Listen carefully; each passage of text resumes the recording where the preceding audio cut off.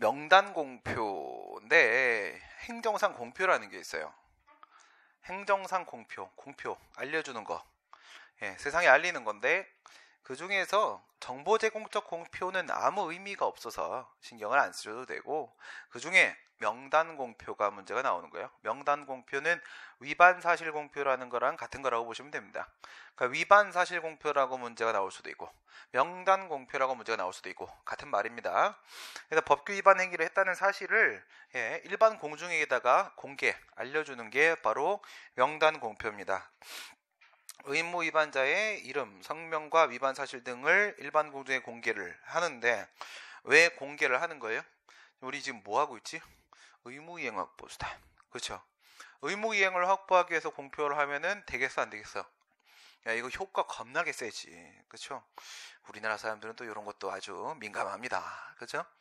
그래서 명단 공표, 사람들의 수치심에 호소한다. 수치심? 예, 쪽팔리게 만든다는 거지. 이게 제일 심한 거예요. 그렇죠? 난 그렇습니다. 네, 명단 공표 효과 겁나게 셉니다. 이거 딱 보는 순간 뭐랑 비교를 하시냐면 반복 부과하는 이행강제금하고 비교해 보세요.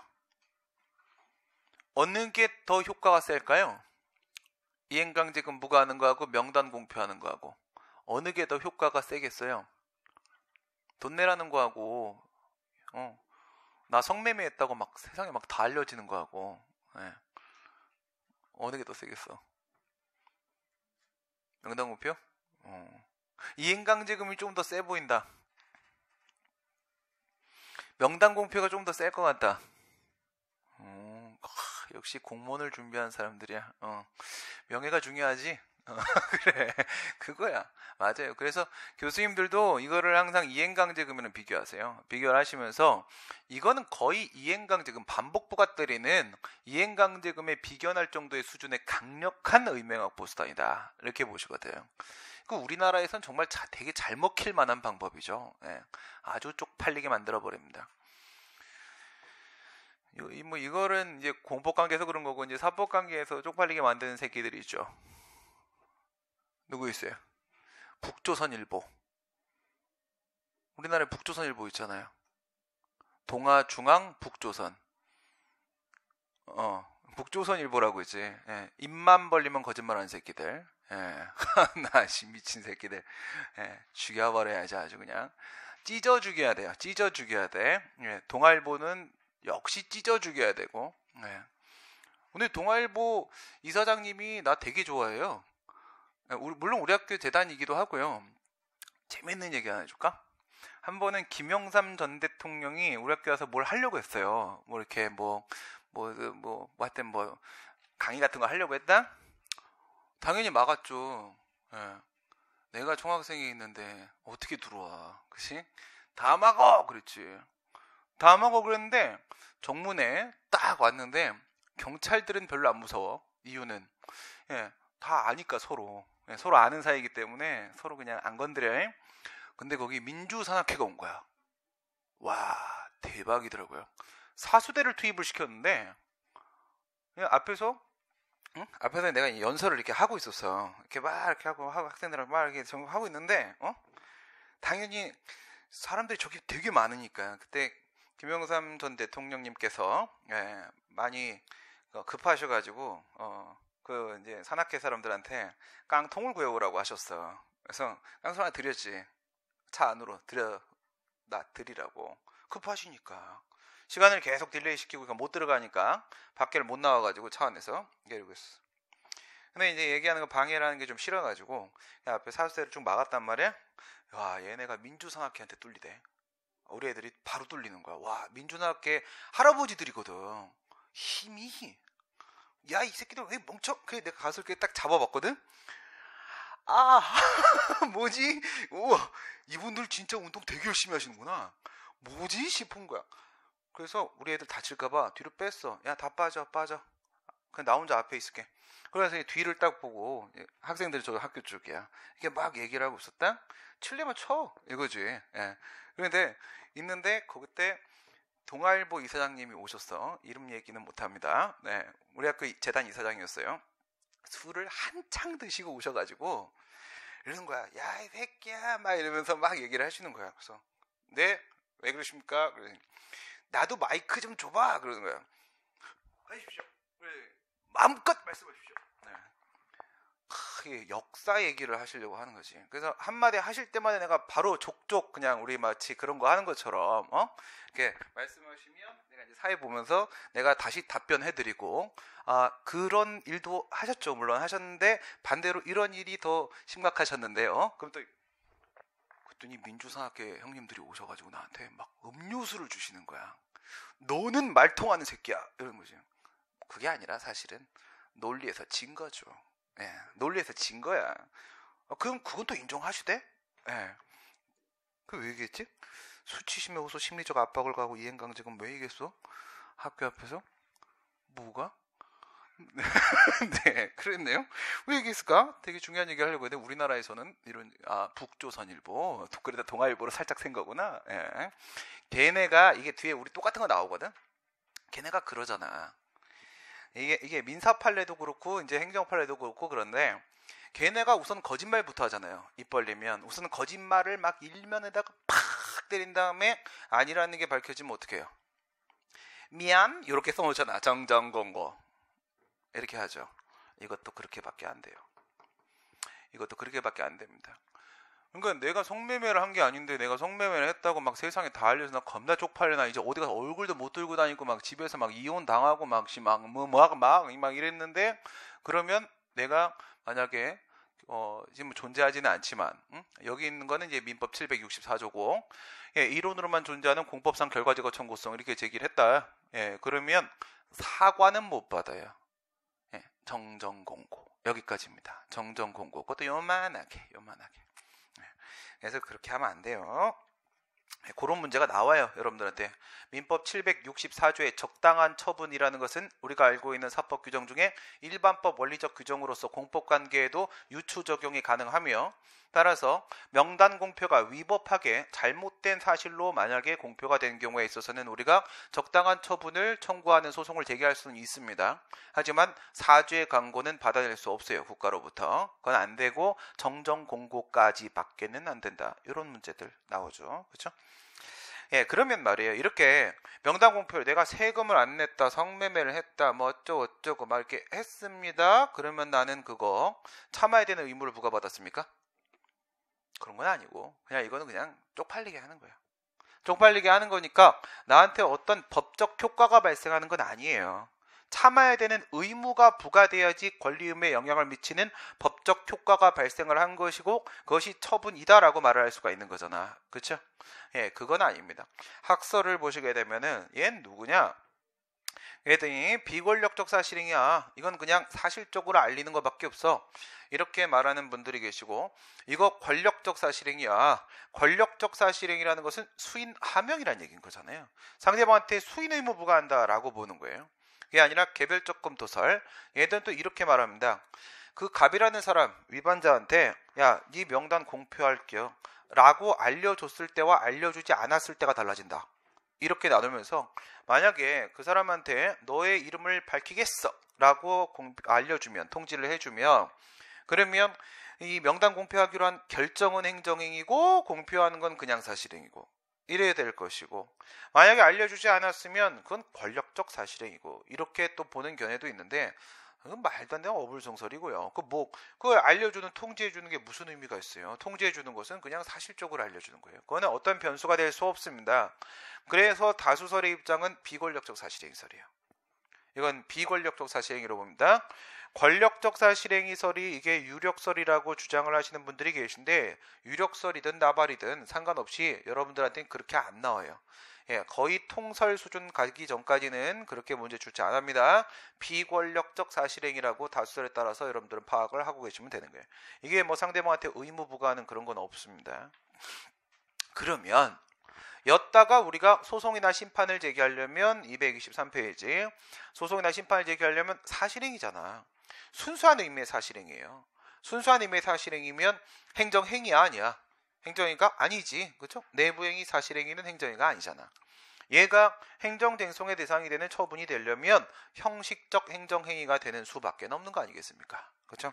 그래서 형식적 행정행위로 과연 인정할 수 있겠는가 없겠는가 이런 논의가 있는데 처분성을 인정하자고 보는 게 다수설의 입장입니다. 다수설의 입장은 어떻게? 이행강제금과 비견할 정도의 강제력을 갖고 있다. 그럼 상대방은 이것을 처분으로 인식할 수 있다는 거예요. 외형식불 이거였죠. 그 위에 보면 외형식불. 우리 판례는 뭐라고 얘기하고 있어요? 처분의 외형을 갖추고 있고 상대방이 처분으로 인식하고 있으며 그래서 불안하다면 그렇다면 그것을 제거할 수 있는 기회를 보장해야 되는 것이기 때문에 처분으로 보자고 하잖아요. 이건 이행강제금보다 더 강력하게 느껴지는데 처분으로 인식하잖아. 처분으로 본다. 이게 다수설의 입장이고요. 근데 그거는 여기까지는 학설 얘기니까 여기까지 잘 안 나오고 밑에 게 법률유보 이게 나와요. 법률유보. 여기는 판례가 있죠. 판례에 보게 되면은 공정거래위원회는 공정거래법을 근거로 해서 공표를 할 수 있다. 이렇게 돼 있죠. 이게 또 재밌는 부분이에요. 이거 사실행위잖아.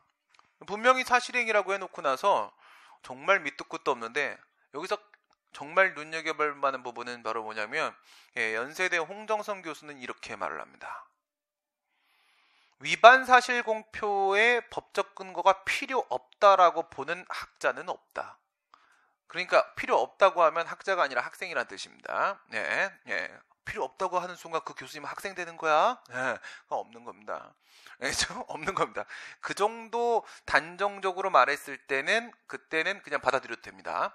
그렇게 보는 학자는 없다. 그러니까 무슨 말이야? 법률 유보가 적용이 된다는 겁니다. 인격권, 프라이버시권 등의 침해를 발생시키기 때문에 이거는 법적 근거가 필요하다고 보는 게 일반적 견해입니다. 요거 나옵니다. 명단 공표 관련돼서.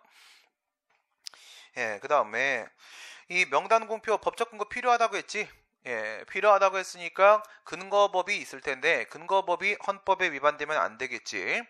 그 얘기가 법률의 위헌 여부에 대한 문제인데 뭐 이건 당연한 얘기가 되겠고 방금 위에서 법률 여부가 적용된다라는 전제 하에서 지금 법률의 위헌 여부에 대한 얘기를 꺼내고 있는 거고요.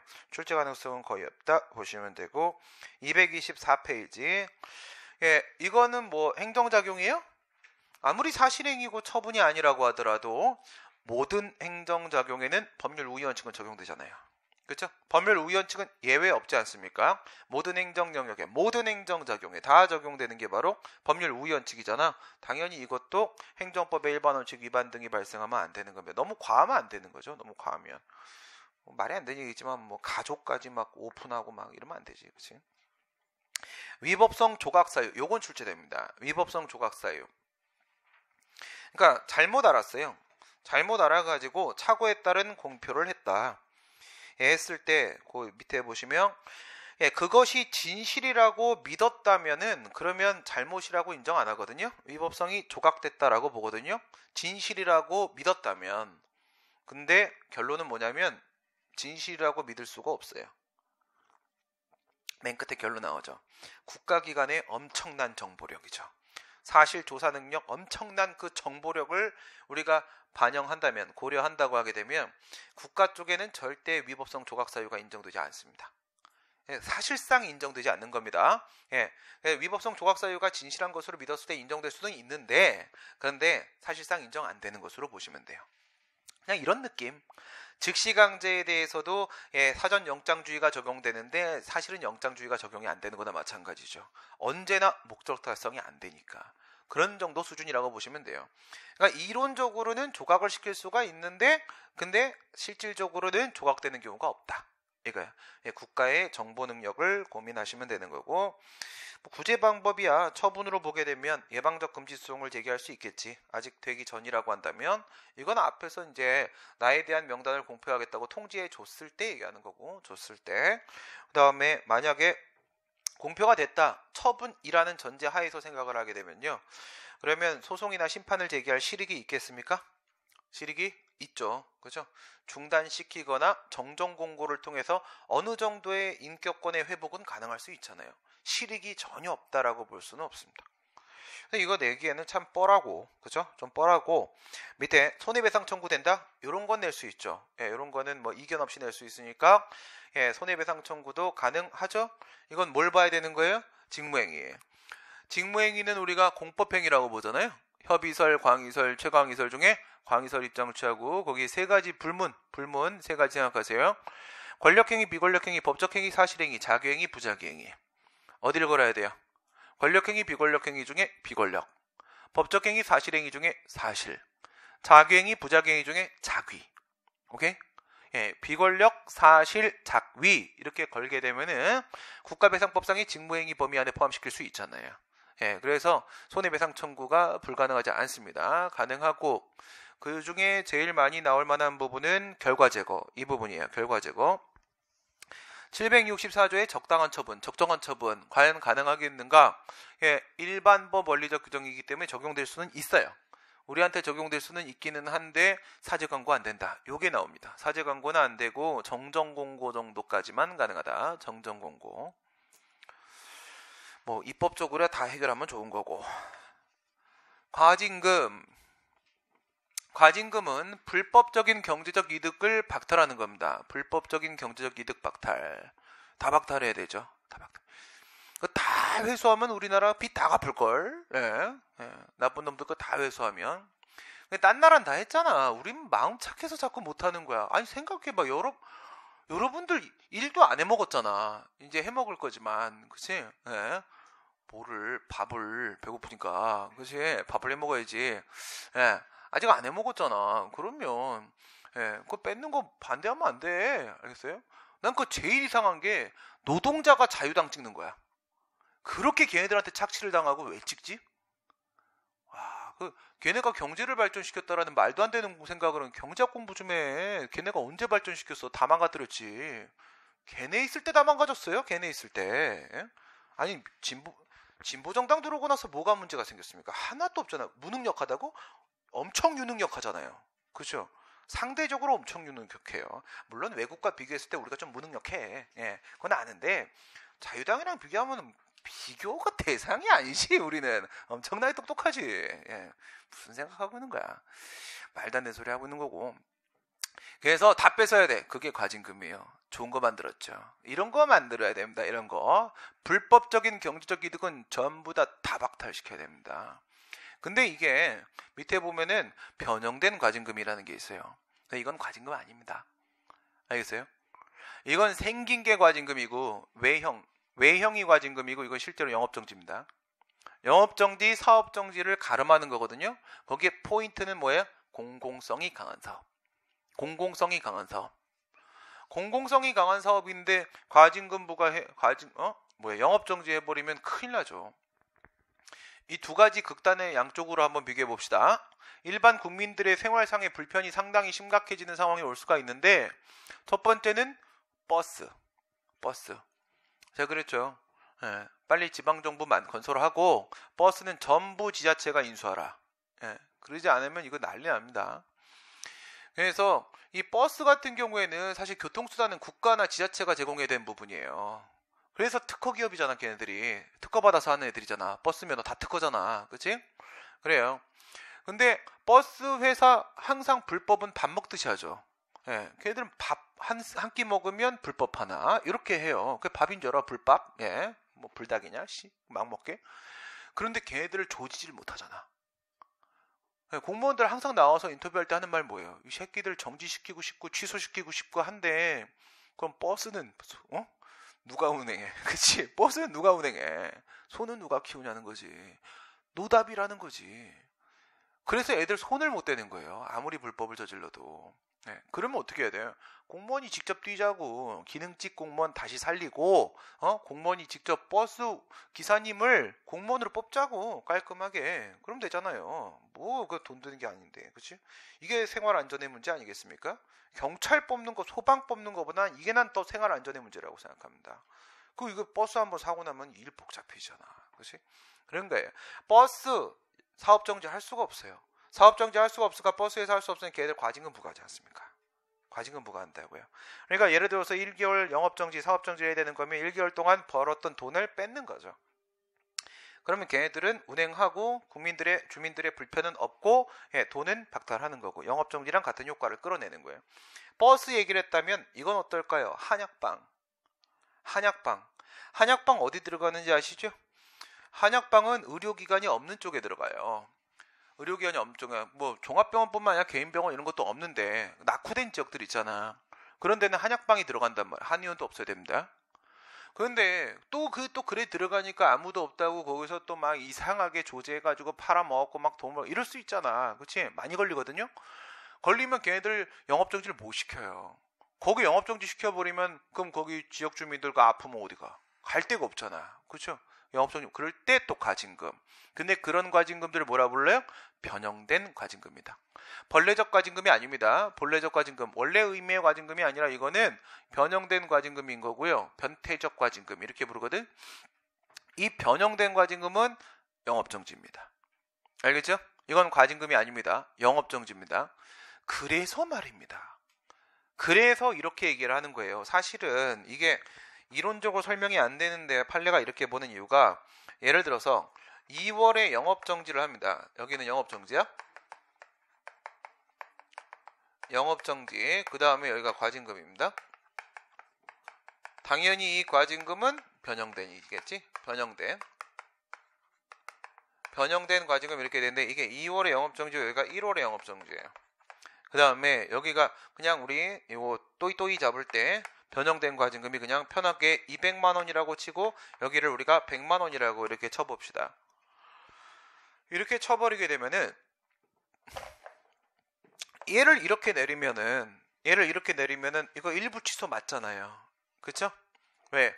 1월 플러스 1월은 2월이니까 분리가 되잖아. 분리가 되니까 이거는 일부 취소시킨 게 맞습니다. 유리하게 1개월만큼을 취소시킨 거예요. 그럼 여기는 어떻게 돼요? 이렇게 내리면요. 유리하게 변경을 시키는 겁니다. 200만원을 100만원을 줄여버리게 되면 100만원 플러스 100만원 200만원이니까 이것도 유리하게 일부 취소한 게 맞는 거란 말이지. 그런데 이렇게 안 하고 말이에요. 요렇게 했다는 거야. 요렇게 바꾸면 어떻게 될까요? 요렇게 바꾸면 2월에 영업정지를 유리하게 변경을 해준 거야. 뭐 예를 들어서 행정심판, 취소심판을 청구했는데 이렇게 바꿔준 겁니다. 이렇게 바꿔줬어요. 뭐로 바꿨어? 2월에 영업정지를 100만원의 과징금으로. 판례는 이거를 유리하게 일부 취소한 거라고 봅니다. 유리하게 일부 취소한 거라고 봐요. 이게 어떻게 일부 취소예요? 효과가 아예 다른 처분이잖아요. 지금 하나는 영업정지고 하나는 과징금 부과잖아. 부작위 의무 부과고 급보 의무 부과잖아. 전혀 다른 거잖아. 이건 완전히 새로운 처분으로의 변경이란 말이에요. 그렇게 안 본다고요. 이렇게 변경을 하면은 판례는 이거를 이렇게 해석해요. 이렇게 변경된 걸로 해석합니다. 느껴졌죠? 변형된 과징금은 과징금이 아니다. 변형된 과징금은 과징금이 아니고 변형된 과징금은 영업정지다라는 전제를 깔아놓고 보고 있는 거예요. 판례는. 영업정지입니다. 변형된 과징금은 영업정지의 일종이다. 이렇게 해야지만 판례가 이해가 되실 겁니다. 행정질서벌하고 과징금의 차이. 행정질서벌이야 행정벌이니까 과거를 향하는 거고 과징금이야 음행확보사니까 장래를 향하는 것이고 차이가 있을 테고 또 그에 대해서 불복할 때 과징금은 그냥 행정소송이에요. 과징금은. 이건 그냥 행정소송 제기하는 거고요. 아까 과태료 같은 경우에는 60일 안에 이의제기를 해서 과태료 재판을 받는 거라고 했죠. 과태료 재판이라고 했습니다. 이건 행정소송이 아니라고 했죠. 둘의 차이. 부담금. 부담금은 이건 강론 얘기예요. 강론 얘기. 여기에는 이런 부담금들이 있어. 손괴자 부담금, 수익자 부담금, 원인자 부담금 이런 것들이 있거든요. 손괴자 부담금, 도로 부신 놈이 돈 내는 거예요. 도로공사하는 데 있어서. 그 다음 수익자 부담금, 그 공사에서 이득 얻는 놈이 공사비 내는 겁니다. 그래서 거기 보시면 특정한 재정적 수요를 유발시킨 사람이 돈을 부담한다. 이런 문제라고 보고 있는 거죠. 법적 성질, 이거는 그냥 우리가 알고 있는 정상적인 급부하명입니다. 급부하명이니까 소송이나 심판 제기하는데 전혀 문제 없고, 그 다음 밑에 있는 적법요건 하나도 읽을 게 없는 거지. 왜? 그냥 처분이에요. 그냥 처분이기 때문에 주체 절차 형식 내용의 적법요건 깨지면 당연히 위법해지는 겁니다. 여기에는 특별한 내용이 한 개도 없고요. 처분성 인정되고 행정쟁송되고 손해배상 청구 뭐 전혀 문제 없고 밑에 결과 제고는 우리 그거 있죠? 과오납부 금원반환 청구. 과세 처분을 우리 수없이 얘기했던 부분 있잖아요. 과오납부 금원반환 청구 기억나요? 첫 번째, 위법한 부가처분이다. 돈을 냈다는 거지. 설마 이거 벌써 또 까먹었어? 기억나는 사람? 과오납부 금원반환 청구. 또 하자. 100분 하자. 100분. 예. 괜찮아. 4월 달에만 이러지 마. 그치? 4월 달에 이러면 안 돼. 왜 쉬게 봐, 이씨. 일어나. 부가처분이 있단 말이야. 부가처분. 돈 내라고 했단 말이에요. 돈 내라고 했어요. 이게, 세금 조세일 수도 있고, 그 다음에 과징금 부과일 수도 있고, 방금 전처럼 부담금, 부과일 수도 있겠고, 그 다음에 보험료 부과일 수도 있고, 또 뭐 나왔었지? 하여튼 엄청 많이 나와요, 문제가. 예. 돈 내라고 한 거야, 돈 내라고. 돈 내라고 했는데 얘가 돈 냈잖아. 과오납. 응? 잘못 냈단 말이야. 많이 냈거나 잘못 냈거나 과오납이 발생했다 이거지. 예, 그랬을 때 얘가 위법이라는 전제 하나 깔아 놓으시고, 위법이라는 전제 하나 깔고 나서 들어가는 방법 생각해 봅시다. 1령, 2령, 3령 있잖아. 부가처분이 위법이니까 저 아이가 취소 사유일 때 그건 맨날 나오는 거야. 이건 까먹으면 안 돼. 예, 무조건 나오는 거야. 무효사유. 이거 교수님들 엄청 좋아하는 거거든. 무효사유일 때. 그래서 요거 이렇게 나눠가지고 얘는 불가증력이 발생 안 했을 때, 불가증력이 발생했을 때 이렇게 하면은 이게 몇 령? 여기서부터 그냥 순서 매기자고. 이게 1령, 예, 이게 2령, 이게 3령. 이렇게 하고 순서 위에다가 못 깔았어? 맨 위에 뭐야?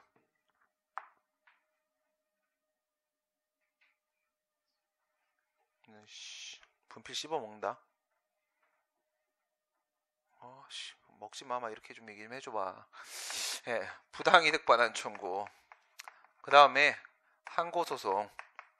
그 다음에 국가배상. 국가배상의 핵심은 이거는 과실 입증을 해야 돼가지고 쉽지가 않아요. 과실 입증을 해야 돼가지고. 그럼 첫 번째 이거 순서대로 이렇게 간단 말이에요. 여기다가 부당이득 반환 청구 한번 들어가 봐요.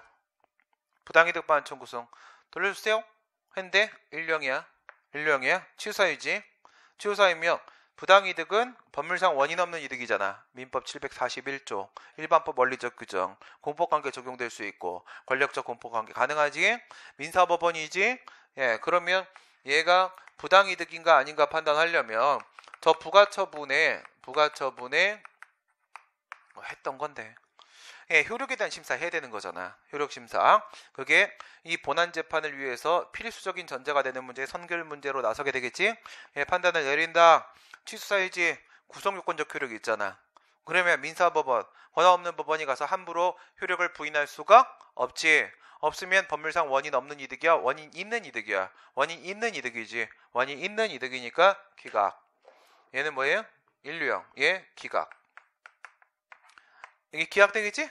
그러면 부당이득 반환 청구 제기하려면 뭐부터 들어가야 돼요?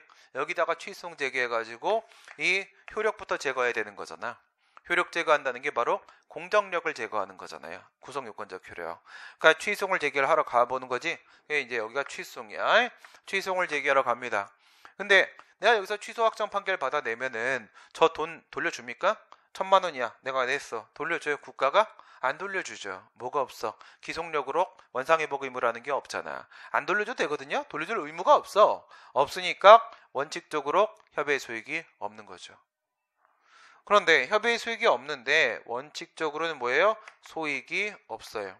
예외 들어가 보자고. 예외. 비로소 세 글자죠. 비로소 세 글자. 부수되는 이익이 인정이 되냐 이거야. 부수되는 이익으로 재산적 이익, 인격적 이익, 사회적 이익 중에서 재산적 이익 부분이지. 여기서 취소 판결을 받아야만 여기 와서 부당이득 반환 청구가 비로소 가능해지는 거잖아. 그치? 방어막 깬 거잖아. 방어막. 구성요건적 효력 깨버린 거잖아. 그럼 이제 이거 가능해지는 거잖아. 비로소 가능해지는 부분이 있으니까 부수되는 이익이 인정이 되는 거지. 소액이 있단 말이야. 그러니까 결국은 취소송 제기하면 받아준다고. 그러면 취소 판결 받아가지고 깼다? 깨면 뭐 됐어? 무효됐지. 무효됐잖아. 처음부터 없었던 게 된 겁니다. 소급표 인정되는 거니까 없애버렸으면 여기 올라가면 얘 인용 판결 받을 거 아니야. 그렇지? 이렇게 되는 게임이잖아. 그래서 판례가 뭐라고 했냐? 판례가 이 취소하고 부당이득 반환 청구성 병합해 제기에도 상관없다라고 했죠. 병합해 제기에도. 그것이 확정될 것을 요하는 게 아니라 판결을 통해서 취소만 하게 되면 부당이득 성립을 인정해 주겠다. 그게 행정소송법 제10조의 입법 취지다. 소위 병합 이렇게 했지 않습니까? 그러면 여기 내려가고 국가배상 청구 해 말어. 바보야? 그냥 병합에 들어가면 바로 받을 수 있는데 이거 입증 가능한지 불가능한지도 모르겠는 그 과실 괜히 내가 그거 부담할 필요 없는 거잖아. 그치? 그러면 이 유형 들어가. 이 유형 첫 번째 부당이득 반환 청구 들어갔다? 그럼 역시 구성요건적 효력이 있으니까 기각되겠지. 취소용 들어갔다? 재소견도가 있잖아. 각하되겠지. 위에 기각, 밑에 각하. 둘이 힘 합쳐야 되는데 힘 못 합치잖아. 그렇지? 그러면 실패. 이건 진 게임이야. 그럼 여기 내려가야지. 국가배상 청구성 제기해가지고 가능은 하단 말이지. 과실만 입증한다면 여기서 부당이득과 같은 금액을 손해배상으로 돌려받을 수가 있단 말이죠. 근데 이건 과실 입증해야 된다라는 어려움이 있단 말이야. 그 다음 무효라고 하게 되면 그냥 부당이득 반환 청구성 제기하면 그냥 그것만으로도 바로 인용이 되잖아. 그렇죠? 성결 문제가 효력 부인이 아니라 단순히 무효라는 것만 확인하면 되는 거잖아. 권한 없는 부분도 그건 할 수 있잖아. 그럼 이거 인용되죠? 그럼 여기는 무효확인 소송이죠. 밑에 항고소송, 무효확인 소송. 종전 판례에 따르게 되면 각하죠. 종전 판례에 따르게 되면 보충성 원칙, 확인의 이익이라는 게 필요하다고 했었죠? 확인의 이익이 필요하다. 직접적 구제 수단으로서 부당이득 반환 청구가 되는 상황이잖아요. 이행 소송이 존재하고 있잖아. 그럼 각하하는 게 맞죠. 헌데 지금은 하우스 원인자 부담금 사건 판례 변경돼서 이거 본안 들어가죠. 본안 들어가겠죠. 이제는 보충성 원칙 필요가 없어졌잖아. 그렇죠? 그러면 이것도 인용된단 말이야. 이것도 둘 다 가능해진다. 그렇게 들어가게 되면 또는 선택적 청구. 선택적 청구. 부당이득 반환 청구송을 제기해도 되고 무효확인송을 제기해도 돌려받을 수 있다. 그러면 국가배상 청구는 의미 없죠. 과실 입증을 잘 할 수가 없죠. 이거 과징금도 똑같다고. 과징금. 이쪽으로 나온다고 문제가. 과징금 쪽으로. 됐고 넘어가시고 과징금 병과해도 상관없죠. 처벌이 2개 이상이어야지 안 되는 거라고 했고요. 공급 거부. 재화와 서비스, 재화와 서비스의 공급을 그냥 거부나 중단하는 것을 말하는 겁니다. 이거는 그냥 건축법 제 69조, 9건축법 69조를 생각을 하시면 돼요. 9건축법. 9건축법 이거 부당결부금지 원칙에서 배웠잖아. 그죠? 구건축법 제69조 1항, 2항, 3항 이렇게 되어 있고 현행건축법, 현재 건축법 79조 1항, 2항, 3항 이렇게 있으면 1항하고 2항에는요 1항에는요 여기에는 철거명령 등이 있어요. 우리가 항상 얘기하는 그 철거명령이 여기고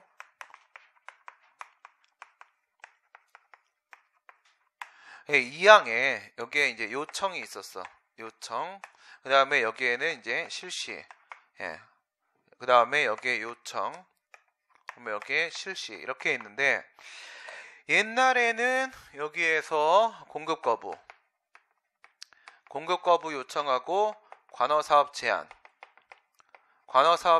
요청하고 관어사업 제한 실시하고 이게 있었단 말이에요. 지금은 뭐만 있어? 관어사업 제한만 있다. 이것도 배웠지. 공급 거부가 지금 삭제가 됐습니다. 공급 거부가. 부당결부금지 원칙에서 배운 대로 불법 건축물이라고 해서 막 수도, 전기, 막 가스, 전화 막 끊어도 되냐고. 관계가 없잖아. 건축법 위반한 거하고 수도하고 전기 끊는 거하고 무슨 관계예요. 전기는 어떨 때 끊어야 돼? 전기료를 안 냈을 때. 수도는 언제 끊어야 돼? 수도세를 안 냈을 때. 전화를 안 냈을 때 그때 끊어야 되는 거잖아. 돈 잘 내고 있는데 왜 끊어? 부당결부금지 원칙 위반이죠. 그래서 두 개에 대해서 문제 제기를 많이 했단 말이에요. 문제 제기를 많이 했는데 교수님들의 주 공격 포인트는 공급 거부였어요. 저건 좀 심각하거든. 뭐가 심각하겠습니까? 아무리 이게 불법 건축물이라고 쳐봐요. 근데 이게 무허가 건축물인 이유가 이 사람이 먹고 살기 힘들어서 그래요. 먹고 살기 힘들어서 그냥 판잣집 지어놓고 좀 살았네? 그리고 여기 전기 들어오고 그냥 먹고는 지금 여기서 어떻게 살긴 살고 있네? 응? 근데 뭐 무허가 건물이라고 해가지고 그 한겨울인데 혹한의 날씨에 거기다가 전기 끊어? 이건 생존권 침해라고요. 그죠? 너무 심한 짓이잖아. 그래서 공격 포인트가 공급 거부에 맞춰져 있었어요. 이런 게 중요한 거야. 선택과 집중을 가져가야지. 사실 우리 마음은 69조를 통째로 이양사망을 없애는 거였어요. 저 관어사업 제한 저것도 부당결부 위반이거든요. 예, 그냥 국세징수법이면 저거보다 더 심한 부당결부 위반도 있어요. 예, 그런데 여기서 공격 포인트 하나 잡고 우선 공급 거부만 계속 때린 거지. 그래서 2005년에 사라졌어요. 위헌 결정 나온 건 아니고 등 떠밀려서 그냥 지웠습니다. 공급 거부를. 이건 상당히 많은 저걸 남긴 거죠. 성과를. 공급 거부에 대한 얘기 여기서부터 시작을 하시면 되고 공급 거부도 새로운 의미 확보사이죠. 새로운 의미 확보사는 전부 다 뭐예요? 간접적 강제 수단. 그죠? 간접적 강제 수단. 이게 불법 건축물이라고 해서 철거를 해야 된다라고 해서 이거 공급 거부하게 되면 철거가 된 거와 동일한 상태가 실현돼. 그건 아니잖아. 그치? 동일한 상태에 실현되는 거 아니잖아요. 그래서 은행 확보 수단 중에서 간접적 강제 수단에 해당을 하는 것이고 법률 유보 원칙. 당연히 엄청나게 침입적이니까 법의 근거가 있어야 되는 것이고 그 다음 공용무 계속, 공용무 평등 요쪽에 또 문제를 많이 내시대. 근데 이쪽 말고 딴 거 낼 거 많은데 이걸 왜 내시지 싶은데 물론 중요한 부분이긴 한데 여러분 한전이 갑자기 피곤해 전기 공급 안 할래 이러면 돼 안 돼? 그럼 한전한테 못 맡기지. 국가가 해야지. 그쵸? 공무원 직접 해야지. 그런 거죠. 근데 이 새끼들 진짜 싫어. 한전이 막 만약에 내가 한전 사장이면 어떻게 됐을까? 안 돼. 알겠어요? 자유당 건물에 전기 끊어라. 막 이런단 말이야 나는. 그치? 야 저기 전기 끊어 수도 끊어 죽여 그냥 막 이런단 말이야. 그러면 안 됩니다. 알겠지? 공용무 평등의 원칙. 네. 이거는 제어와 서비스는 국가가 원래 제공해야 되는 서비스이기 때문에 그래서 이거는 이렇게 차별하면 안 되는 겁니다. 그런 얘기들이 또 문제로 많이 나오고 너무 당연한 얘기잖아. 전기 저온화 수도 이런 거를 차별해서 막 끊고 하다가 말고 이러면 안 되겠죠? 계속돼야 되는 것이고 차별하면 안 되는 거고. 부당결부 금지 원칙 위헌 조항이라는 비판이 겁나 들어와서 2005년도에 공급 거부는 종적이 없어졌다, 사라졌다 이겁니다. 비례 원칙 한겨울에 끊지 말자 이런 거죠. 한겨울에 끊으면 많이 추워. 특히 올해 같은 경우. 내년엔 어때? 더 추워. 알겠어요? 내년. 근데 요번에 엄청 뽑는다며? 그렇죠. 이게 이제 여기는 등장을 했나봐. 그럼 어떻게 그 시기 차이가 나오죠? 지금 저 이해가 안 됐어. 어제 뉴스 보면서. 경찰 쪽은 그 현상이 나타난 게 5년 전이었어요. 5년 전에 그 베이비붐 형님들 있잖아. 베이비붐 형들 다 나가는 바람에 갑자기 빵 비어가지고 걔네들은 또 빵 빈 상태에서 이런 식이었다? 경찰 조직이 피라미드가 이렇게 생겼으면은 걔네가 이걸 한번 이렇게 올렸어요. 이렇게 올려서 직무에다가 맞추는 계급을 하나 이렇게 올렸거든. 튕겨 올렸거든. 튕겨 올리는 과정에서 밑에도 더 많이 뽑아야 되는 거잖아. 그 부분에다가 위쪽에 베이비붐이 다 퇴직해 나가는 바람에 경찰을 엄청 뽑아야 되는 상황이 왔었거든요. 근데 그거를 한 방에 다 뽑으면 좀 이상해갖고 걔네들 내부적으로 이거를 연도마다 이렇게 잘라서 충원을 더 하겠다 이렇게 계획이 나온 적이 있어요.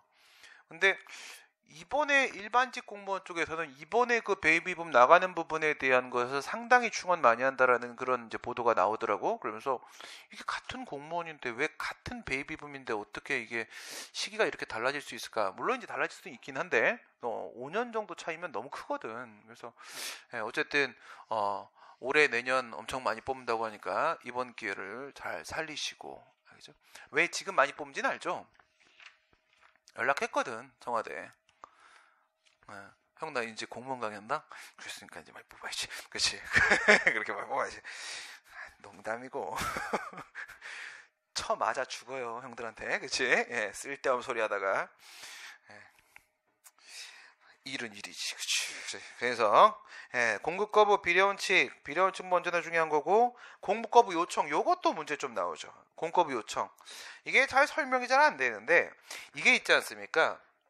뭐 건축법에만 있는 건 아니에요. 이 관어사업제한 여기도 마찬가지고요. 여기도 마찬가지고 뭐냐면 요거가 처분이냐는 거야. 이렇게 봐봐. 지방자치단체 장이 지자체 장이 누구한테? 한전한테. 우리 맨날 행정지도 판례라고 보는 게 바로 이쪽이거든요. 넌 뭐냐? 가라. 얘한테 이제 한 거야. 저기 공급 거부를 해라라고. 공급 거부에는 사실 거부만 있는 게 아니라 중단도 포함되는 거라고 했죠. 그렇죠? 거부는 이제 전기 넣어주세요라는 걸 거부하는 거고, 중단은 지금 전기가 들어오고 있는데 끊어버리는 거잖아. 중단까지를 공급 거부라는 표현 안에 이제 같이 포함을 시키는 거라고 했어요. 이게 미아리 텍사스촌 그거잖아요. 미아리. 그건 설명했었죠. 미아리에 그때 성북구청장이었을 거예요. 예, 그래서 저 한전한테 그 미아리 텍사스청 거기다가 전기를 끊으라고 했단 말이야. 끊으라고 했는데 그 이유는 판례 안 나오는데 한전에서 물어본 거야. 진짜 끊어요? 라고 다시 문의가 들어온 거야. 그래서 회신을 한 거야. 지자체장이 끊으라고 라고 한 거예요. 아 진짜? 그러면서 이제 갔지. 예, 가서 이제 전봇대 올라가서 끊어야 될 거 아니야. 그래서 한전 직원이 전봇대 올라갔어. 기어서. 올라가면 되게 무서운 거 알죠? 예, 올라가 봤어? 많이 무서워. 알겠어요? 안 그래도 높아서 무서워. 예. 군대에서 잠깐 통신병이었거든. 예, 잠깐 통신병 하다 보급병 바꿨거든. 고소공포증 때문에? 그건 아니고. 네. 옷 피는 거 되게 무서워요. 유격 뛸 때도 이렇게 막 기어 올라가잖아. 올라가는 것까지는 내가 제일 빨리 올라가거든. 못 내려와. 무서워서. 예, 되게 심하거든요. 그거 정신과에서 치료해준다고 하는데, 예, 치료를 좀 받고 싶어. 좀 심각해요. 고소공포. 나 여기서 이렇게, 여기 5층, 6층에서 여기서 이렇게 밑에도 못 봐요. 예, 그 계단 올라올 때 있잖아. 되게 조심스럽게 걸어 올라와요. 이렇게 걸어 올라오거든. 예, 이런 거가 쫄보야? 이게 쫄보라면 쫄보고, 예. 그럼 뭐 어떡해. 그 어렸을 때 충격이 있어서 그런 건데. 내 잘못이 아니고. 여기다가 이제 애가 갔단 말이야. 한전 직원이 가갖고 미아리 딱 갔어요. 그러니까 미아리 들어가 봤죠. 어떻게 생겼는지. 예, 위에 이렇게 판자로 쭉 돼 있고 안에 유리 딱 돼 있고 거기 중간에 애들 있어요. 애들 까망 애들 기도 애들이 있다고. 한전 직원이 딱 타고 올라가니까 전봇대를 타고 올라가니까 이제 밑에 애들이 담배를 피기 시작하지. 끊어. 내려와. 못 내려가요. 내려가면 죽거든. 그치?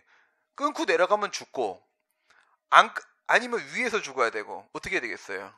그냥 기어 내려왔죠. 안 끊고. 실패했어요. 네, 못 끊었죠. 그런데 끊으려면 진짜 특공대 들어가야 돼요. 그거 어떻게 끊습니까? 들어갔다가 내가 시체가 돼서 나올 수도 있는데, 그치? 네, 못 끊습니다. 예, 실패했었죠. 그때 저거를 이제 판례가 행정지도라고 보면서 처분이 아니라고 봤어요. 행정지도라고 보면서 처분이 아니라고 봤어요. 요청을. 왜 이게 처분이야 아니야가 문제가 되는 거냐면, 이 건축법뿐만 아니라 다른 법도 다 마찬가지인데, 여기서 이거 하잖아? 요청할 수 있다. 그럼 여기서 이제 실시 이 규정에서 뭐라고 하냐면, 특별한 사정이 없는 한 그 요청에 따라야 한다라고 돼 있거든요. 따라야 한다라고 돼 있거든요. 따라야 한다라고 돼 있고, 그 다음에 이 한전이 있잖아. 한전이 끊어버리죠. 얘가 만약에 단전을 했어요. 전기를 끊었습니다. 이 단전은 학자들이 이견 없이 권력적 사실행위로서 처분이라고 인정을 합니다. 이걸 처분이라고 인정하거든요. 이건 권력적 사실행위라고 처분이라고 인정을 합니다. 근데 이게 한전의 의사로 끊는 게 아니잖아. 지금 얘가 시켜서 끊는 거잖아. 근데 이게 행정지도긴 하지만 행정지도랍시고 요청이니까 행정지도예요. 요청. 지도, 권고, 요청 이런 표현 나오면 다 지도로 보잖아. 우선 지도로 본단 말이에요. 행정지도는 비권력적 사실행위죠. 지도로 보는데 이게 있잖아. 따라야 한다. 그러면 얘가 결정을 내리면, 끊기로 결정 내리면 얘는 안 끊을 수가 없어. 그럼 사실상 얘가 끊은 거잖아, 전기. 그쵸? 그럼 처분으로 봐도 되잖아. 그렇게 생각하는 게 박균성 교수. 난 여기 동의. 근데 판례는 처분 아니다. 판례 입장에 설명이 안 나오거든요. 그래서 판례 입장은 왜 그런 것일까 곰곰이 생각해 본 결과, 따라야 한다가 있는데 만약 안 따르면 그 다음에 강제 수단이 없어. 안 따랐을 때 강제 수단이 없으면 따라야 안 해도 된다라는 의미가 되는 걸 수도 있잖아. 그렇지? 강제 수단이 없어요. 강제 수단이. 무슨 얘기를 드리는 거냐면, 그 행정지도 있죠? 행정지도. 우리 배웠잖아. 행정절차법 48조 2항의 행정지도가 있죠. 48조 2항에 1항 2항의 행정지도가 있고, 1항에 보게 되면 이게 있었잖아요. 최소침해원칙, 비례원칙이 있었다고요. 행정절차법 48조 1항, 2항 이렇게 있는데, 1항 전단에 보시게 되면 비례원칙에 대한 규정이 있습니다. 행정지도지만서도 별거 아니지만, 임의적인 협력을 바라는 것이고 따르지 않아도 뭐 상관없는 거긴 하지만, 그래도 최소침해 비례원칙에 부합하게 해야 된다. 그리고 나서 뒤에 뭐라고 돼 있어요? 강제성을 동반하면 안 된다. 이 강제성을 동반하면 안 된다. 여기서 얘가 비권력적 사실행위의 성격을 띠는 것이라고 파악이 되는 것이고, 48조 1항 후문 쪽에 의해서 비권력적 사실행위를 파악이 되고, 그리고 나서 2항에 뭐가 나와요? 불이익조치 금지원칙 나오죠. 불이익조치 금지원칙. 그러니까 지도, 권고 요청을 했는데 상대방이 국민일 수도 있고 저렇게 기관일 수도 있고 다 돼요. 기관끼리도 행정지도 합니다. 기관끼리도. 상대방이 그것을 따르지 않았다고 해가지고 이거 임의적이라며, 임의적 협력을 원하는 거라며, 안 따랐다고 불이익조치하면 안 된다고. 그럼 이건 강제성 있는 거잖아. 안 따랐다고 나한테 불이익한 행동을 하게 되면 이거 강제성 있는 거잖아. 지금 득담 밀리고 있는 거 맞는 거잖아. 불이익조치하면 안 된다고요. 그래서 이거를 반대로 해석하는 거라고요. 반대로 어떻게 해석을 하냐면, 불이익조치가 예정되어 있다면 그러면 이건 강제성이 있는 거고, 강제성이 있다? 그럼 처분이다. 이렇게 되는 거거든. 그러면 강제성이 있는 거고 그러면 얘는 처분되는 것이다. 판례는 이런 접근을 하는 거거든. 행정지도는 임의적 협력에 기대는 것이기 때문에 강제성이 없고, 그리고 불이익조치하면 안 되는 거야. 반대로 불이익조치가 예정되어 있다면 이거는 강제력 행사하고 있는 거잖아. 강제력 행사하고 있는 거니까 그러면 처분이 돼야 된다. 근데 지금 저거 행정지도잖아. 요청이잖아. 생긴 게 요청인데 따라야 한다. 여기서 뭐지? 막 이렇게 주목을 하긴 했는데 뒤에 강제수단 없잖아요. 불이익조치가 없다고. 불이익조치가 뒤쪽에 안 따랐을 때 불이익조치가 없다고요. 그러면 끝끝내 행정지도고 처분은 아니다라는 해석도 가능하다고요. 그게 판례 해석 방식이라고요. 판례는 요청을 처분이 아니라고 보고 있고요. 그 다음에 공급 거부, 공급 중단, 그 자체는 뭐야? 그 자체는 이거는 권력적 사실행위로서 처분이 맞다, 이렇게 봅니다. 그거까지만 정리하시면 돼요. 그거까지만. 됐습니다. 넘어가시고 처분 절차로 한번 가보도록 할깝쇼? 그럴깝쇼. 네, 가봅시다. 이 처분 절차에 대한 문제는 말이에요. 기본 강의 다 듣고 나면, 아니면 좀 선행학습하고 싶은 사람 뭐 있으면 뭐 다 듣고 나면 저거 있죠? 설특 강의 했던 거, 무료 강의 했던 거. 그거 한번 들어보세요. 인강. 훅훅 돌리기에 되게 좋아요. 훅훅 돌리기에. 뭐 내가 하고 잘한 것 같아요. 내가 하고 강의 잘한 것 같으면은 뭐 내용 깔끔한 겁니다. 죽을 뻔했어요. 마라톤 특강하느라고 아주 그냥. 거기서 나왔던 얘기여서 지금 그 말을 꺼낸 건데, 이거는 있잖아요. 4단계예요. 1, 2, 3, 4. 절차상 하자. 행정 절차와 관련된 문제입니다. 절차상 하자에 대한 문제. 첫 번째는요. 절차 흠결. 이유 제시를 안 했어. 사전 통지를 안 했어. 의견 청취를 안 했어. 이런 문제가 우선 생겨야 돼요. 그럼 이런 문제가 생기면 뭘 검토하는 거죠? 논점은 여기서 뭘 물어보겠어요? 야, 이거 위법이냐? 위법이야? 절차 하자가 인정되니? 이런 질문이 가장 기본. 알겠어요?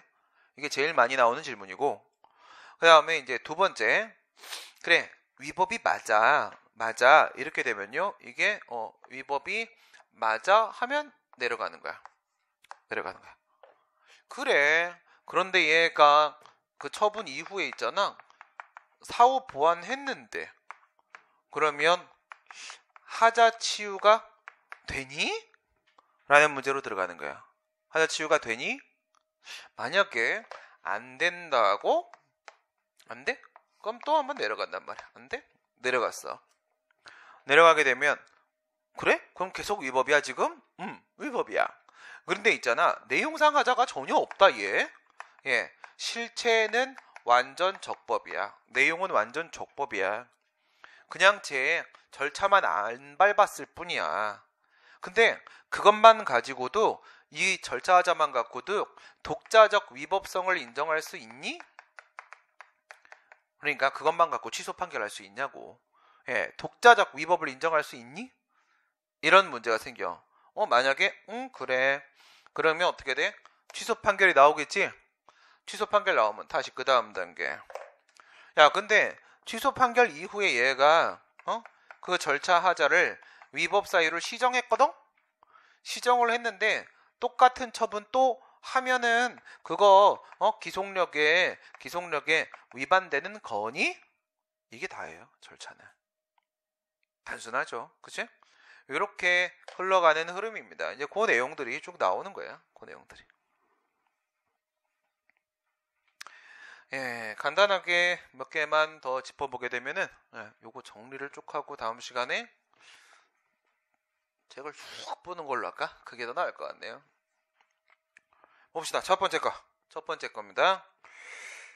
절차에 흠결이 있다. 이것만 가지고 절차하자가 과연 인정될 수가 있겠는가?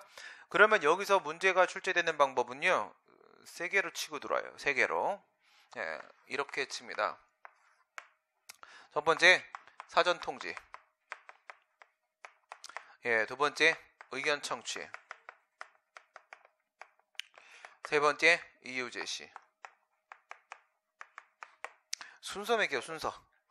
사전 통지가 제일 먼저, 그 다음이 의견 청취, 그 다음이 이유 제시. 순서 이래 가시면 되고, 몇 조래요? 얘는 행정절차법 21조, 행정절차법 22조, 행정절차법 23조 이렇게 됩니다.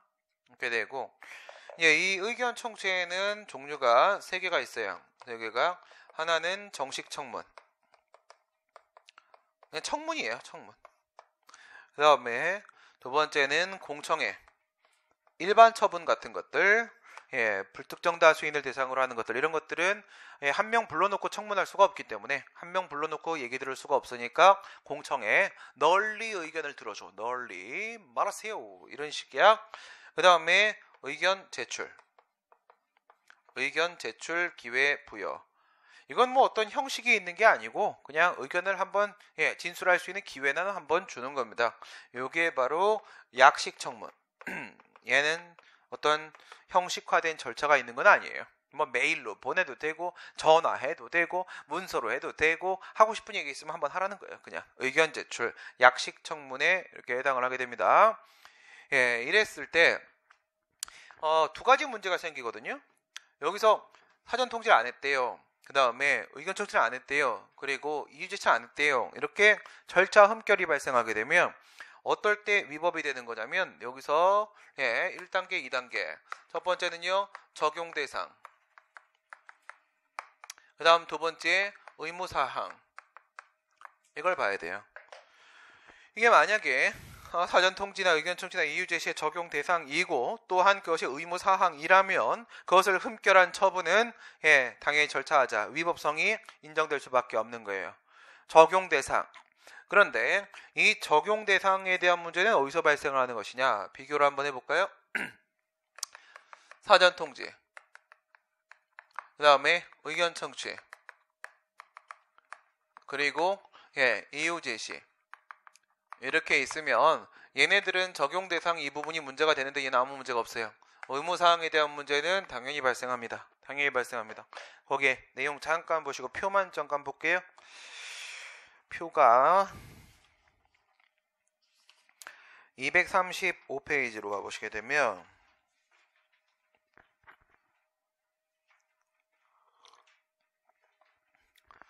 행정절차법이 이렇게 있는데 위에 건 우선 보지 마시고 밑에 내용사항을 한번 보시게 되면 행정절차법에는 3조 1항에 이런 내용이 나옵니다. 행정절차법은 무엇을 규율하고 있다? 5개. 신입처지에. 그치? 신입처지에. 신고, 입법예고, 처분절차, 행정지도, 행정예고 이거라고요. 신입처지에지 3조 1항에 그렇게 규정이 돼 있어. 그러면 5개 중에서 제일 중요한 건 뭐라고요? 음영처 있는 거. 허리. 3번. 모르면 3번. 알겠어요? 3번. 처분절차. 처분절차는 다시 3개로 나눠진단 말이에요. 우선은 수익적 처분이냐 침익적 처분이냐를 가지고 판단을 내리시면 되는 거고요. 수익적 처분은 허가 등의 경우에 있어서는 당연히 신청을 해야 되겠지. 그래서 그 이름이 신청에 의한 처분 절차. 이름이 신청에 의한 처분 절차입니다. 그리고 침익적 처분은요. 침익이라고 딱 이렇게 한정을 안 짓고 애매한 표현을 좀 썼습니다. 불이익 처분 절차. 불이익 처분 절차라고 해놨어요. 이 불이익 처분 절차라고 하는 순간 이게 과연 어디까지인가 라는 문제가 좀 생길 수 있습니다. 어쨌든 수익은 신청에 의한 처분 절차고요. 침익은 불이익 처분 절차에 포함되는 건 확실하고요. 그 다음에 위에 공통처분 절차가 있죠. 공통처분 절차는 수익과 침익을 불문한다라는 뜻입니다. 반드시 밟아야 되는 절차다 라는 얘기인 겁니다. 그럼 여기서 여러분한테 주로 문제가 나오는 거는 21, 22, 23이란 말이에요. 21 어딨나? 맨 밑에 불이익 처분 절차의 사전 통지. 22 의견 청취. 23 위쪽에 이유 제시 공통 처분 절차. 뭘 느꼈어요? 두 개는 21, 22는 불이익 처분 절차고 이유 제시는 공통 처분 절차지. 오케이? 하나는 공통 처분 절차라. 그러면 이것도 불이익 처분 절차를 포함하고 있는 겁니까? 그렇죠. 공통처분 절차니까 이건 불이익을 포함하고 있는 거 맞잖아. 그러니까 불이익 처분이라는 전제를 깔아놓고 이렇게 생각하게 되면은 불이익 처분이라는 전제를 깔아놓고 생각을 해보란 말이에요. 지금 이 처분이 불이익 처분이야. 이렇게 전제를 깔게 되면 원래 불이익 처분 절차로서 21, 22랑 함께 공통처분 절차로 23을 같이 연결시킬 수 있는 거잖아요. 그래서 여기서 이 친구가 이제 중심을 딱 잡는다고 치게 되면 이건 행정청 쪽에서 국민의 의견을 들어보는 겁니다.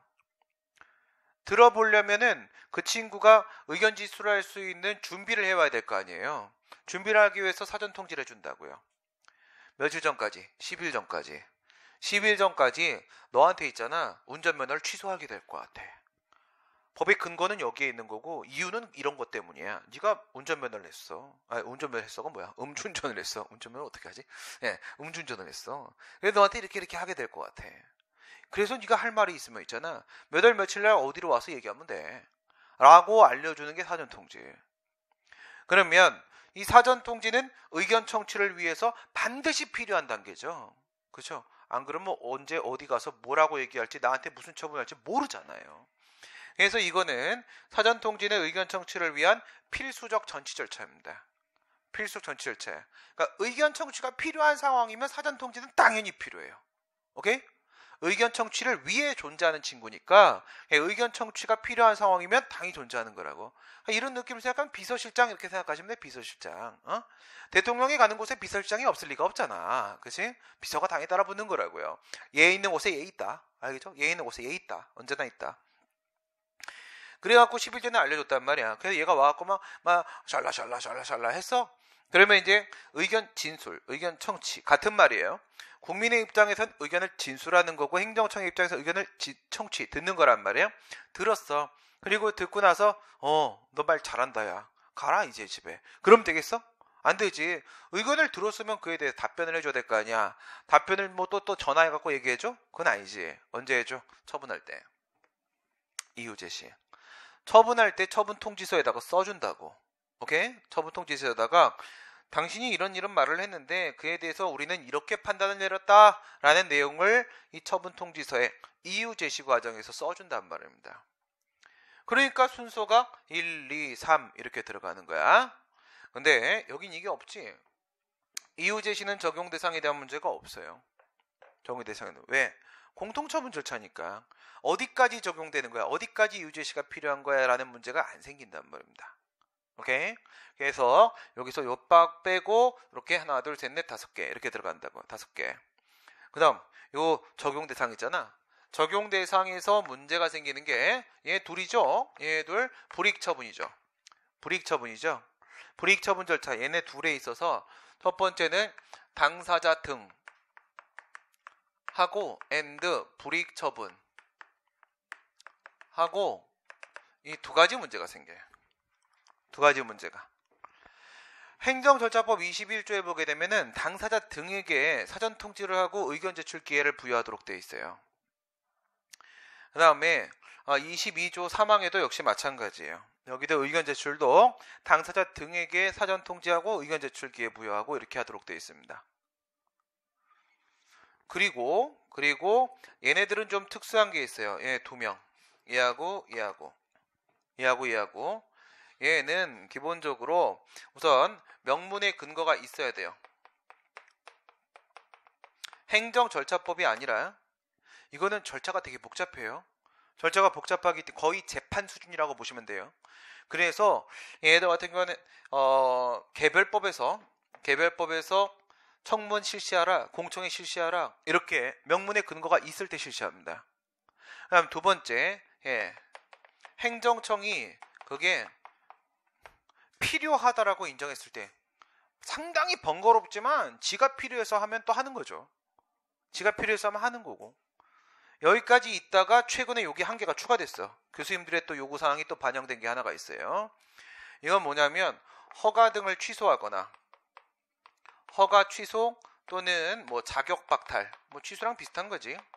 자격을 박탈하거나 이런 식의 처분을 할 때 의견 제출 기간 내에 신청하면은 또 청문을 실시해야 된다라는 게 하나가 새로 들어와 있어요. 새로 들어왔습니다. 그게 요게 많이 문제가 나와요. 새로 최근에 들어온 거기 때문에 허가 취소, 자격 박탈 이런 경우에 상대방이 직접 신청을 하면 그때는 정식 청문을 진행한다. 이렇게 돼 있어요. 얘네 둘에게 있어서는 이게 적용 대상이에요. 얘네 둘한테 있어서는 요 내용이 적용 대상입니다. 요 내용이고 저기 위에 있는 당사자 등하고 불이익 처분의 범위 이거는 여기에는 21조 사전 통지, 그다음에 여기에는 의견 제출 이건데 얘네 둘이 적용 대상이 똑같아요. 얘들이 적용 대상이 똑같아요. 왜 똑같은지 알겠죠? 왜 똑같겠어? 이 의견 청취를 위해서 필요한 게 사전 통지라고 했잖아. 그치? 네, 사전 통지라고 했잖아. 그러니까 의견 청취 있는 곳에 사전 통지 있다고 했지. 근데 의견 청취가 이런 식이란 말이에요. 이게 의견 청취면 말이에요. 응? 이게 의견 청취면 이 전체가 의견 제출이고요. 이게 의견 제출이 되는 것이고 그 중에 일부 요거 충족하는 거 명문의 필요의 알파 명문의 필요 이 부분이 청문 공청회 실시하는 쪽이거든. 이건 몇 개 안 될 거 아니야. 청문 공청회 실시하는 쪽이거든. 그러니까 실질적으로 생각을 하게 되면은 의견 청취는 의견 제출과 그 범위를 같이 하는 거예요. 의견 청취는 의견 제출. 이건 약식 청문으로서 이게 가장 넓은 범위거든. 그러니까 마지막 수단이야 이게. 의견 청취의 최후 수단. 의견 청취의 최후 수단이니까 이게 가장 넓은 범위가 되겠지. 그러면 얘하고 범위가 같아지는 거라고. 얘하고. 그러면 얘 있는 곳에 얘 있는 거니까 결국 얘의 범위하고 얘의 범위는 같아질 수밖에 없는 거잖아. 오케이? 같아질 수밖에 없는 거지. 어렵지 않지? 네. 그래요. 그래서 이 적용 대상에 대한 문제에서 이 당사자 등과 불이익 처분에 대한 문제는 얘네 둘의 문제가 되는 거고 얘네 둘은 똑같기 때문에 결국 하나의 기준만 알고 있으면 돼요. 그래서 이쪽으로 문제를 출제할 수도 있고 이쪽으로 문제를 출제할 수도 있습니다. 저 당사자 등하고 불이익 처분에 대한 문제. 복잡해지기 시작했나? 뭐가 복잡해? 다시? 처음부터? 아니지? 그래. 아니라고 말을 해줘야 돼. 여기서 다시 하자고 하면 내가 무릎을 확 꿇어버리려고 했어 지금. 이렇게 왜 나한테 내가 뭘 그렇게 잘못을 했다고. 네.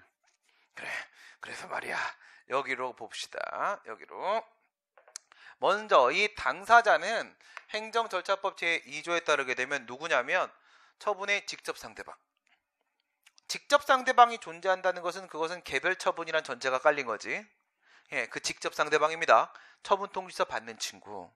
그게 당사자라고 규정이 돼 있어요. 행정절차법 제2조에. 그럼 얘는 누구예요? 등. 얘한테도 사전통지나 의견제출 기회를 부여해 주도록 되어 있는데 얘는 행정청이 행정절차에 참여시킨 이해관계인이에요. 이해관계인 누구야? 상대방이 아니라 제3자. 제3자인데 제3자라고 다 되는 거야? 아니야. 행정절차에 참여했어야 돼요. 참여했어야 됩니다. 참여한 제3자, 참여한 이해관계인. 그 안에 포함이 되어야만 사전통지, 의견제출에 적용 대상이 되는 거예요. 그 다음에 요거 불이익 처분. 과연 어느 정도면 불이익일까라는 문제를 생각해 보세요. 불이익 처분. 여기에는 21조 1항 하고요. 22조 3항에 그렇게 돼 있거든. 뭐라고 돼 있냐면 의무부가 권익제한. 이게 불이익 처분이라고 돼 있어요. 의무부가 권익제한. 이게 불이익 처분이라고 이렇게 돼 있단 말이에요. 그러면 여기서 문제되는 부분은 어느 쪽일까? 위에는 1번 쪽일까? 밑에는 2번 쪽일까? 의무부가 쪽에 범위가 문제가 되겠어요? 권익제한 쪽에 범위가 문제가 되겠어요? 당연히 권익제한이죠. 의무를 부과하는 건 명확하잖아. 그렇지? 이거는 그냥 상수값이야. 이건 상수값이고 여기가 이제 얘가 문제가 되는 거야. 넌 누구냐? 이렇게 들어가게 되는 건데, 얘를 좁게 볼 수도 있고 넓게 볼 수도 있겠죠. 좁게 보는 입장, 협의로 보게 되면 이거를 있잖아. 이렇게 볼까? 여기다 먼저 한번 그림 그려놓고 시작합시다. 이게 부담적 처분이에요. 교수님들이 정리한 방법이 이런 식이에요. 이게 부담적 처분입니다. 이건 그럼 조금 넓은 개념인 거야. 그리고 이 부담적 처분 안에는 요런 게 있는 거야. 얘가 바로 뭐냐면 이 노랭이가 이게 침익적 처분입니다. 침익적 처분은 조금 좁은 개념인 거야. 조금 더 엄격한 개념인 거야. 오케이? 모르겠어? 그럼 다시 나눠. 그러면 여기에는 1번 영역하고 2번 영역하고 있지? 2번 영역. 1번만 인정하면 좁게 보는 거야. 2번까지 인정하면 이거 넓게 보는 겁니다. 이렇게 했을 때 1번, 이 1번 영역이 뭐냐면 얘는 기득권 침해예요. 2번 영역은 기대권 침해입니다. 기대권 침해. 기득권 침해는 이미 내가 가지고 있는 권리나 이익을 박탈당하는 거야. 기대권 침해는 아직까지 내가 얻지 못한 이익, 그 이익이 침해당하는 겁니다. 그래서 이 기득권을 침해하는 처분을 우리가 적극적 불이익 처분이라고 합니다. 적극적 불이익 처분. 어떤 거 얘기하는 거야? 운전면허 취소, 영업허가 취소, 이런 거 얘기하는 거야. 이미 나 면허 받고 지금 영업권 갖고 있고 운전할 수 있는 권리 가지고 있잖아. 그거를 박탈해버리는 거라고. 그러면 기득권이 침해당하는 거잖아.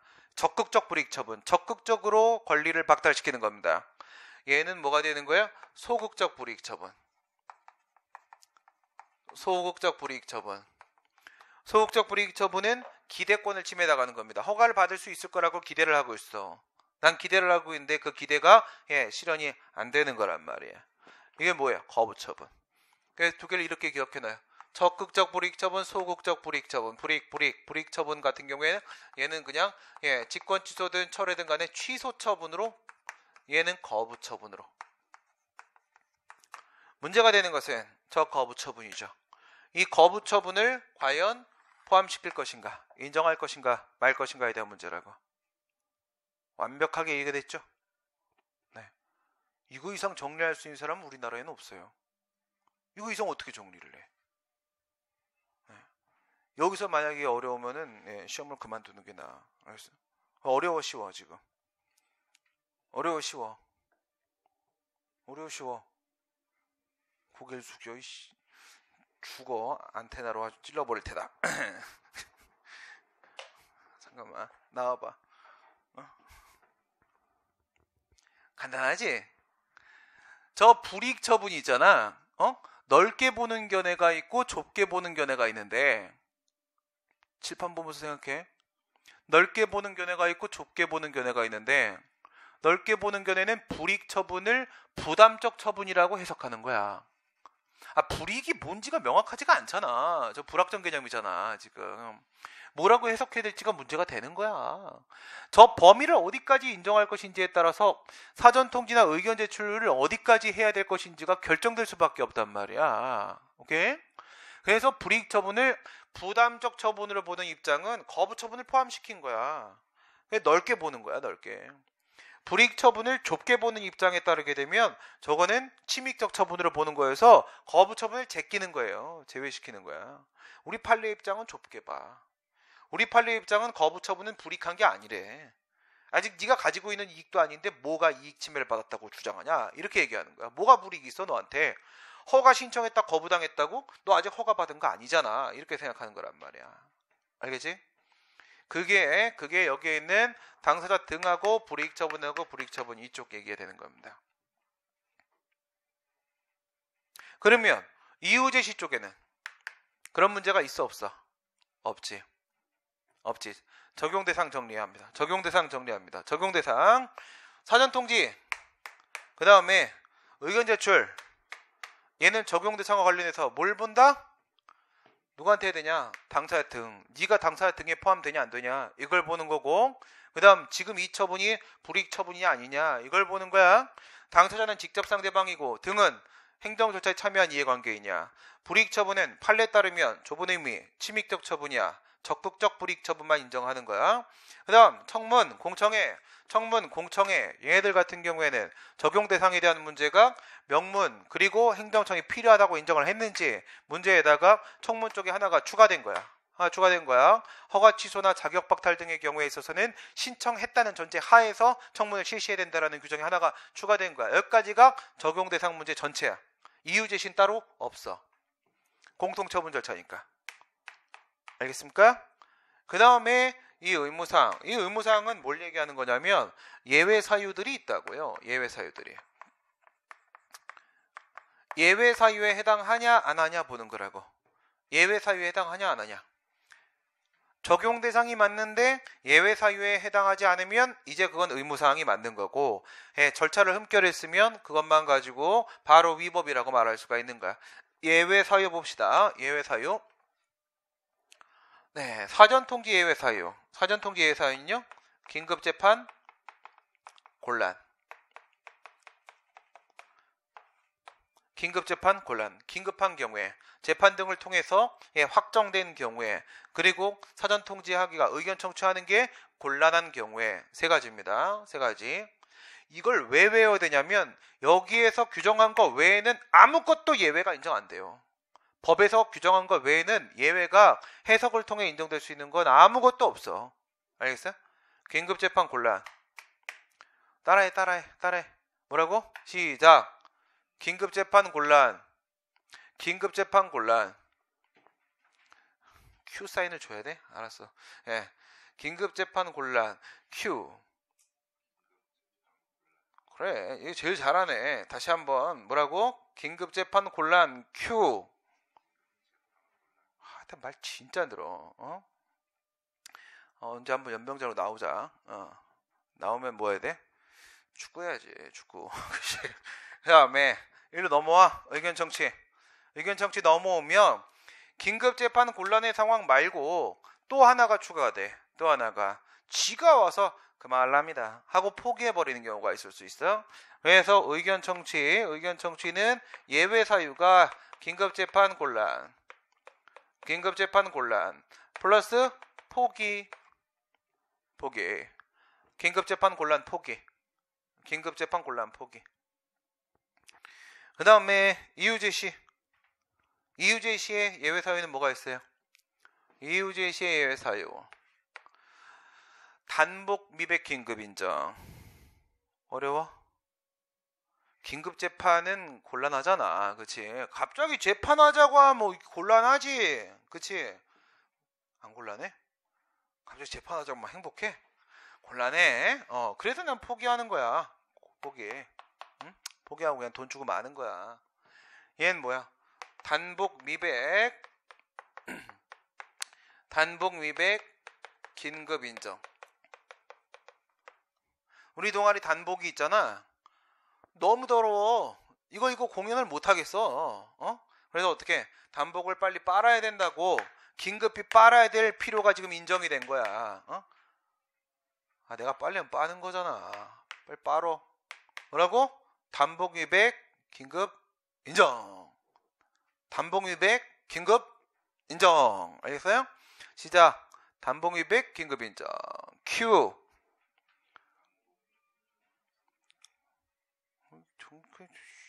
단복 위백 긴급 인정. 시작. 큐. 참. 새침들을 떨고 있어. 네가 제일 잘했어. 상을 줄게. 뭘 줄까? 이걸 하나 줄게. 이거 내가 줬다고 다니면서 막 자랑해. 알았지? 그러면 사람들이 막 부러. 선물이야. 1,100원짜리야. 안 받을 거야? 쓸데가 없어.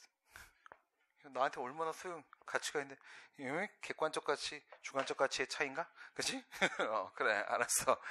이거예요. 그러니까 뭐야? 적용 대상은 사전 통제하고 의견 제출은 똑같고 당사에 대한 불이익 처분 저것만 보면 맨날 이 문제 나온다고 한 번도 안 빠진다고. 이거 틀리면 떨어져. 알겠어요? 이거 외우면 되는 거야. 그 다음에 의견 청취. 여기 들어가게 되면 이 친구 두 친구는 원래 있던 거 두 개에다가 하나 추가된 거. 이유 제시는 적용 대상 문제가 없음. 공통처분 절차니까. 그 다음에 의무사항까지만 도달하면 위법이 인정이 되는 거야. 의무사항이냐 아니냐에 대한 판단은 예외 사유에 해당한다 안 한다에 반비례하는 거라고. 여기는 긴급재판 곤란. 얘들은 통째로 긴급재판 곤란 포기. 얘는 단복 위백 긴급 인정. 이건 뭐야? 단순, 반복, 경미, 곱하기, 명백. 알겠어요? 명백. 단순, 반복, 경미, 명백. 그 다음에 긴급한 경우. 그 다음에 그 허가 등을 신청을 했는데 그 신청한 내용을 그대로 인정할 때. 해달라는 대로 다 해줄 때. 다 해주는데 뭘 또 이유를 알려줘. 지가 쓴 대로 내가 알려줘도 복사해서 그냥 알려줘야 되는 거야. 붙여줘야 되는 거거든. 그럼 알려줄 필요 없잖아. 그치? 응? 이런 이유에서 저한테 허가를 해주세요 라고 했더니 그래 다 인정. 근데 그걸 내가 이유 주치를 해줘야 돼? 아니잖아. 네가 쓴 그거 그게 이유야. 이렇게 되는 거라고. 여기서 이제 공통 하나 잡혔지? 뭐 잡혔어? 긴급. 여기도 긴급. 여기도 긴급. 긴급하면 다생략. 긴급하면 다생략. 이러면 엄청 어려운 문제야. 알겠어요? 왜냐면 긴급재판 곤란 포기, 단복 민백 긴급 인정을 아는 학생이 노량진에 우리밖에 없어. 이걸 아니까 지금 긴급이 겹친 게 느껴지지. 사람은 몰라. 알겠어요? 우린 지금 거의 기계 컴퓨터야. 알겠어요? 그러니까 긴급이 뭉쳐서 이걸 가지고 문제를 출제하신 적이 있어요. 기출문제. 긴급한 경우에 이런 거를 생략할 수 있다. 뭐지? 이런 생각이 들거든. 그런 함정에 한두 번 빠져본 게 아니기 때문에 겁난다고. 우린 긴급이 겹쳐있는 걸 느끼잖아. 긴급이 겹쳐있는 거. 알겠죠? 고맙지? 엄청나게 가르쳐줬어. 네, 고개 끄덕였어. 네, 고마운 걸로 하자. 고마운 걸로. 내일까지 저거 외워가지고 와. 알겠지? 네. 외울 수 있잖아. 그치? 한 명씩 내일 발표시킬 거니까. 네. 오늘 저 따라하라고 하고 잘 안 따라하는 사람들 그 발표시킬 거야. 얘 빼고. 열심히 했으니까. 여기까지 합시다. 여기까지 하는 걸로 하고 내일 절차하고 정보 공개 맞죠? 네, 정보 공개로 넘어가는 걸로 하겠습니다. 오늘 여기까지 하도록 하겠습니다. 수고하셨습니다. 내일 뵙겠습니다. 수고하셨습니다.